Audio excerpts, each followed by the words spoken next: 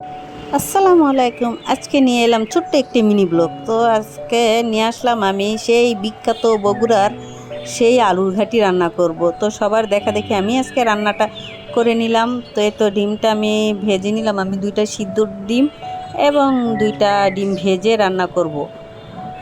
তো আমি আলুটা আগেই সিদ্ধ করে রাখছি। তো আলুটা সিদ্ধ করে আমি কিন্তু চটকিয়ে রাখছি।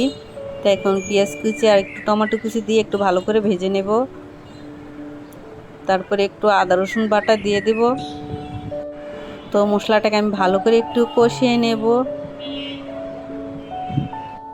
তো বগুড়ার যে বিখ্যাত আলু ঘাটি রান্না ডিম দিয়ে, আসলে রান্নাটা ভীষণ ভালো লাগে খেতে। আমি খাওয়ার পরে কিন্তু ভয়েসটা দিয়েছি, খারাপ না, খুব ভালো লাগছে খেতে। আমার বাচ্চারাও খুব পছন্দ করছে। তো আমার ছোট ছেলে তো ভাবছে এটা ডাল, তো ডিম দিয়ে ডাল রান্নাও করছি। তো এখন আমি ঝোলের জন্য একটু পানি দিয়ে দেব।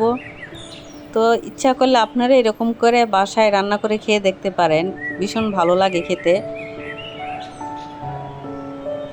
তো এই পর্যায়ে এসে প্রিয় আপু এবং ভাইয়ার আমার ভিডিওটা কেমন হয়েছে অবশ্যই কমেন্টের মাধ্যমে জানিয়ে দিবেন। আর অবশ্যই কেউ লাইক দিতে ভুলবেন না, শেয়ার করে দিবেন এবং আমার চ্যানেলটি সাবস্ক্রাইব করে আমার পাশে থেকে যাবেন। তো সেই বিখ্যাত বগুড়ার আলুর ঘাটি রান্নাটা কেমন হয়েছে, আমি কিন্তু ফার্স্ট টাইম রান্না করলাম, কিন্তু খেতে কিন্তু ভীষণ ভালো লেগেছে। এবং আপনারা জানিয়ে দিবেন কমেন্টের মাধ্যমে যে আমার এই রান্নাটা কেমন হয়েছে।